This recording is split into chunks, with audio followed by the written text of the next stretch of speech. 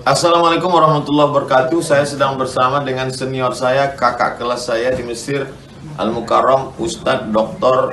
Damanhur Abbas. Nikmati kajian-kajian tausiah beliau yang bergizi, berkualitas di channel Ustadz Damanhur Abbas. Jangan lupa tonton, subscribe, like, share, and comment. Assalamualaikum warahmatullahi wabarakatuh.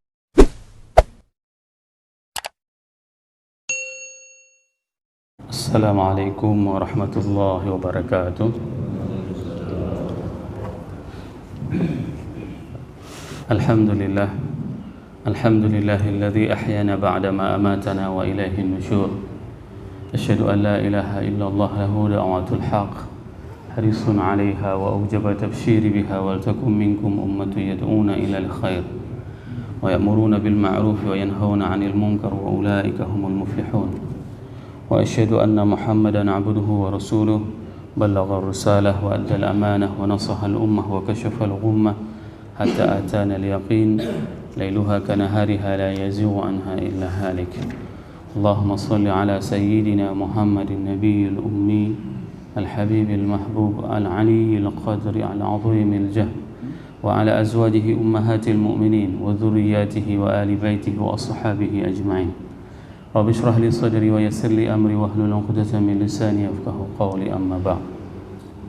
Para asatiz yang saya muliakan, ayah bunda yang saya cintai, dan bapak ibu jemaah salat subuh yang dirahmati Allah, marilah senantiasa kita memanjatkan puji dan syukur kepada Allah yang telah memberikan nikmat kehidupan kepada kita setelah Allah mematikan kita tadi malam.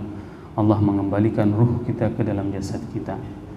Selagi kita masih diberikan kesehatan, alhamdulillah, Allah masih memberikan kesempatan kepada kita nikmat iman, yaitu dengan melangkahkan kaki kita untuk melaksanakan salat subuh berjamaah. Karena masih banyak di antara saudara-saudara kita, mereka mendengarkan suara azan yang sama begitu jelas dari rumah mereka masing-masing, akan tetapi tidak tergerak hatinya sehingga masih memilih untuk tidur di atas kasur. Salawat dan salam mari sama-sama kita panjatkan kepada junjungan kita Nabi besar Muhammad sallallahu alaihi wasallam, merupakan sosok makhluk yang paling mulia, yang paling sempurna akhlaknya, dikarenakan Allah sendiri yang memuji baginda Rasulullah sallallahu alaihi wasallam, wa innaka la'ala khuluqin 'azim. Kemuliaan dan keagungan akhlak baginda Rasulullah bukan dari sisi pandangan manusia, akan tetapi dari sisi pandangan Allah. Ini merupakan salah satu maqam baginda Rasulullah sallallahu alaihi wasallam yang harus menjadi suri teladan kepada kita. Oleh sebab itu, mari sama-sama kita memperbanyak berselawat kepada baginda Rasulullah sallallahu alaihi wasallam agar kelak nanti kita akan diberikan syafaat oleh baginda Rasulullah sallallahu alaihi wasallam dan akan disuguhkan air dari tangan mulia tersebut, air dari telaga Kautsar. Siapapun yang meminum air tersebut, maka dia tidak akan pernah merasa kehausan selamanya. Semoga jamaah subuh yang berhadir pada subuh yang berbahagia ini merupakan di antara umat Nabi Muhammad SAW yang akan diberikan dan syafaat oleh baginda Rasulullah dan akan disuguhkan air dari telaga Kautsar. Allahumma amin. Bapak Ibu jemaah salat subuh yang dirahmati Allah, pada pertemuan yang lalu kita sudah membahas ayat 10 surat Al-Buruj, di mana Allah berfirman, A'udzubillahi minasyaitonirrajim, bismillahirrahmanirrahim, innal ladzina fatanul mu'minina wal mu'minat thumma lam yatubu falahum 'adzabu jahannam wa lahum 'adzabul hariq. Ini menceritakan bagaimana kondisi orang-orang yang telah memfitnah orang-orang beriman.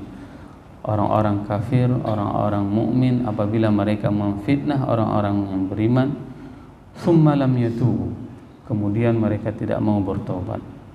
Siapa di antara tokoh-tokoh mereka yang kafir yang memfitnah, yang membuat keonaran bagi kalangan orang Islam? Di antaranya itu adalah Abu Jahal. Abu Jahal, Walid ibnu Mughirah, Aswad ibnu Abdul Yaghuth, ini merupakan di antara tokoh-tokoh yang memfitnah orang-orang Islam. Dan siapa orang Islam yang difitnah? Minal mu'minina wal mu'minat. Di antaranya itu adalah Bilal bin Rabah, Khabbab ibnu Arad, Yasir, dan ayahnya Yasir. Ini merupakan di antara orang-orang yang difitnah, orang-orang yang diuji oleh orang-orang kafir. Bahkan mereka itu ada yang ditarik sampai robek badannya, diikat dengan kuda, kakinya dibelah dua lalu ditarik sampai terbelah badannya. Begitulah fitnah, begitulah ujian yang dihadapi oleh orang-orang yang beriman, di mana keimanan mereka itu adalah keimanan yang sempurna. Ikhtiar mereka adalah ikhtiar yang paling sempurna, dan doa yang dipanjatkan oleh para sahabat ini adalah doa yang paling mulia. Namun mereka tetap diuji dengan hal-hal seperti ini. Maka tugas kita itu adalah untuk mengikuti dan untuk tetap kekeh di jalan Allah, agar kita tidak tergoda dengan apapun godaan yang ada di dunia ini. Di ayat ini Allah menceritakan bahwasanya masih ada kesempatan bagi siapapun yang telah melakukan berbagai macam kemaksiatan. Dikarenakan apa? Dikarenakan Allah sendiri yang mengatakan summa lam yatubu. Seakan-akan Allah menginginkan semua hambanya yang bermaksiat untuk segera bertobat diri. Nah, kenapa Allah menginginkan bertobat? Jawabannya itu adalah ada di ayat 11 yang insyaallah akan kita bahas pada subuh yang berbahagia ini. Allah berfirman di ayat 11 yang berbunyi, A'udzubillahi minasyaitonirrajim, Bismillahirrahmanirrahim, Innal ladzina amanu wa 'amilus shalihat lahum jannatun tajri min tahtihal anhar, dzalikal fawzul kabir. Sesungguhnya innalladzina amanu, sesungguhnya orang-orang yang beriman, wa amilus shalihat, dan beramal saleh, lahum jannatun tajri min tahtihal anhar, maka mereka akan dimasukkan ke dalam surga, di mana surga tersebut mengalir di bawah telapak kaki mereka sungai-sungai. Dzalikal fawzul kabir, yang demikian itu merupakan kemenangan yang spektakuler, kemenangan yang besar. Sekarang orang banyak salah memahami tentang nilai kesuksesan. Sebenarnya sukses itu adalah pada saat seseorang bisa masuk surga, di mana surga tersebut adalah surga yang di bawah telapak kaki mereka mengalir air. Bapak Ibu jemaah yang dirahmati Allah, Imam Ibnu Ashur di dalam tafsirnya At-Tahrir wa Tanwir menjelaskan bahwasanya thumma lam yatubu ini merupakan seakan-akan Allah memberikan sebuah kesempatan kepada mereka, yaitu untuk bertobat. Karena apa? Karena pada saat seseorang itu bertobat, maka dia akan dikategorikan ke dalam orang-orang yang beriman. Annahum intabu lam yakunu lahum azabu jahannam. Apabila mereka telah bertobat, maka mereka tidak akan mendapatkan azab jahannam. Selanjutnya Imam Ibnu Ashur menjelaskan fa akhbara annahum jannat, dan mereka dikatakan siapa saja yang telah beriman tersebut dan beramal saleh, bagi mereka itu adalah surga. Dikarenakan apa? Dikarenakan fa inna taubatu al-iman. Dikarenakan bertaubat itu merupakan adalah keimanan.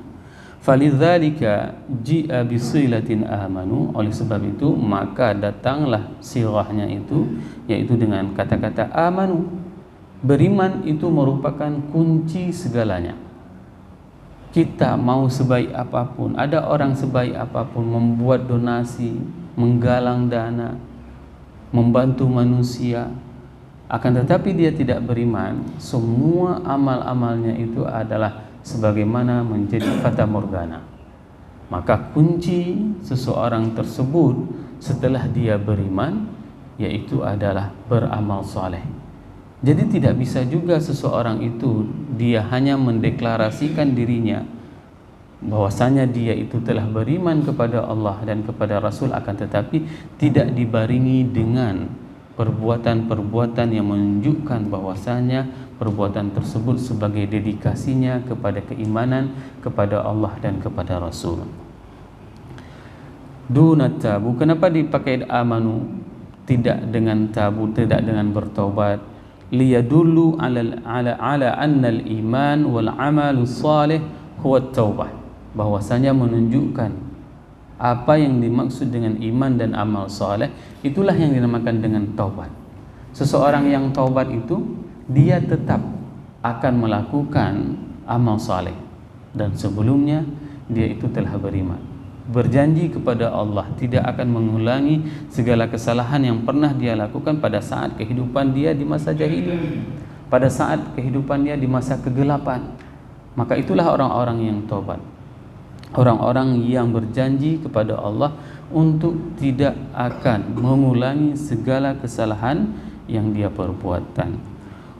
Wa huwa taubatu minasyirkil al-ba'th 'ala al-fitnatil mu'minin, yaitu taubat terhadap kesyirikan dan fitnah terhadap orang-orang mukmin. Ini merupakan makna amanu. Wa ta'kid, dan ta'kid di sini adalah untuk penguatannya, bahwasanya mereka itu akan masuk ke dalam surga, yaitu dimulai ayat pangkal ayat ini dengan kata-kata inna. Ini merupakan sesungguhnya, menunjukkan bahwasanya adalah sebuah kepastian.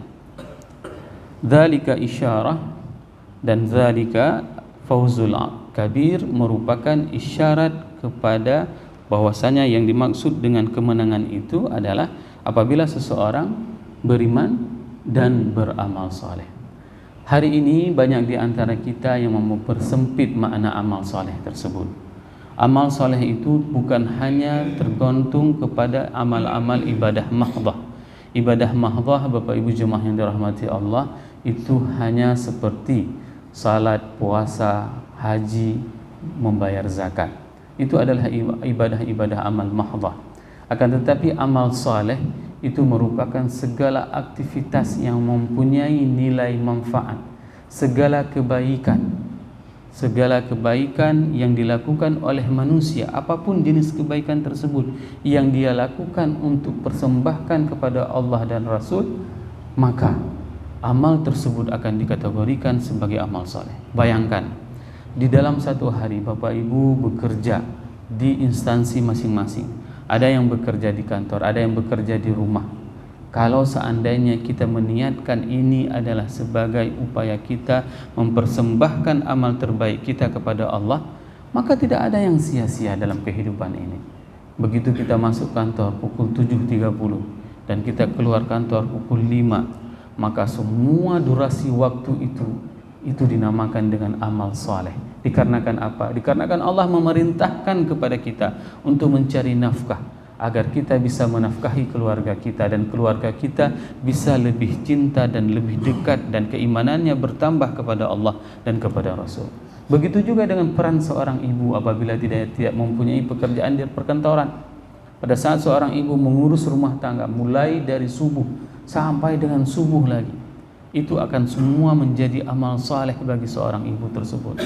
Tidak ada sia-sia aktivitas yang dilakukan oleh seorang ibu rumah tangga.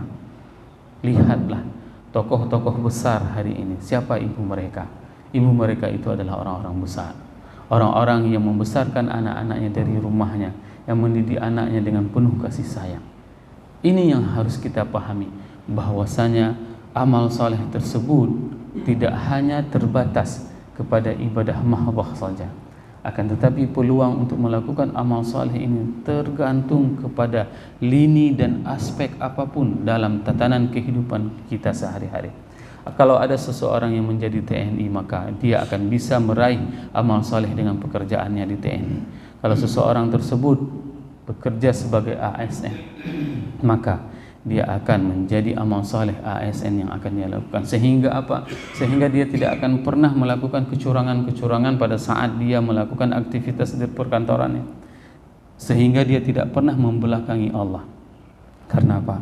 Karena dia selalu dalam pengawasan Allah dimanapun dia berada, instansi apapun dia bekerja.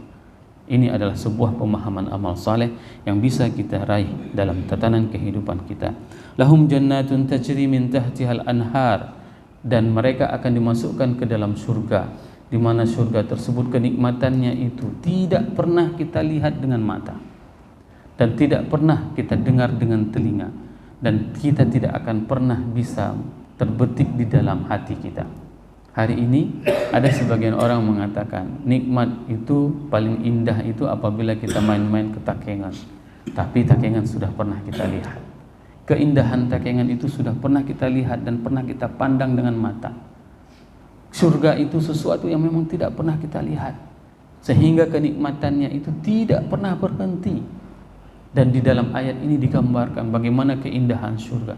Surga itu apabila seseorang berjalan, tajri min tahtihal anhar, maka di bawah telapak kaki mereka pada saat mereka sedang berjalan di dalam surga itu ada air yang mengalir. Teknologi apa dan di mana yang bisa menciptakan jalan itu bisa bening di bawahnya, tidak ada hari. Maka itu adalah sebuah gambaran tentang bagaimana indahnya surga. Hari ini kalau misalnya kita berjalan di atas jalan, maka itu akan ditutupi oleh aspal yang hitam, sehingga kita tidak tahu komponen apa yang berada di bawah aspal tersebut. Nanti pada saat Allah memasukkan kita ke dalam surganya, maka kita akan melihat bahwasanya di bawah telapak kaki kita itu ada sungai yang mengalir. Begitu indahnya surga, sehingga kita tidak mampu untuk membayangkan keindahan surga tersebut. Kita hanya mampu untuk meminta kepada Allah agar kita, keluarga kita, keturunan kita, zuriat kita agar dimasukkan ke dalam surganya Allah, agar jangan seluruh keluarga kita dimasukkan ke dalam nerakanya. Dzalikal fawzul kabir, dan yang demikian itu adalah sukses yang sebenar-benarnya.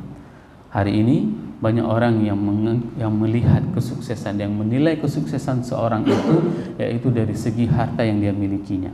Apabila dia sudah bisa membangun rumah yang bertingkat, mobil mewah, mempunyai kendaraan pribadi, rumah pribadi, kolam renang pribadi, pesawat pribadi, maka itu dikatakan dengan sukses. Tidak. Sukses itu adalah pada saat kita bisa memastikan diri kita, keluarga kita, telapak kaki kanannya itu berada di dalam surga dan telapak kaki kirinya juga berada di dalam surga. Sehingga suatu hari pada saat ditanyakan kepada Uthman bin Affan, "Ya Uthman, kapan sebenarnya kita bisa relax?"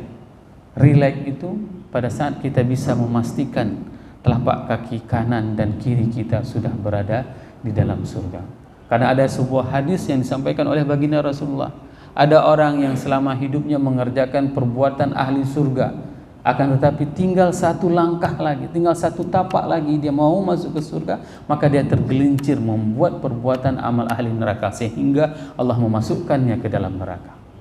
Ada orang yang dulunya semuanya dia lakukan, sepanjang hayatnya dia lakukan amal-amal ahli neraka, namun pada saat menjelang sakaratul maut, satu tapak lagi dia mau masuk ke dalam neraka, maka dia melakukan perbuatan amal saleh sehingga dia dimasukkan oleh Allah ke dalam surga.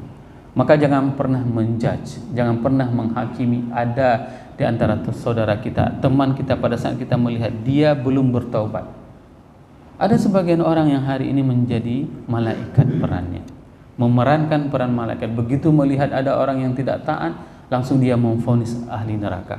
Padahal tugas kita mendoakan saudara-saudara kita yang belum bertaubat, yang belum ke masjid. Tugas kita apa? Mendoakan dia agar apa? Agar dia juga bisa menjadi ahli masjid. Inilah yang harus kita lakukan dan harus kita bisa pastikan bahwasanya diri kita, keluarga besar kita harus meraih kesuksesan yang sebenarnya, yaitu fauzul kabir. Semoga apa yang saya sampaikan ini bermanfaat kepada diri saya dan kepada jemaah semuanya, sehingga kita bisa meningkatkan kecintaan kita kepada Allah dan kepada Rasul. Subhanakallahumma wa bihamdik, asyhadu an la ilaha illa anta, astaghfiruka wa atubu ilaih. Wassalamualaikum warahmatullahi wabarakatuh.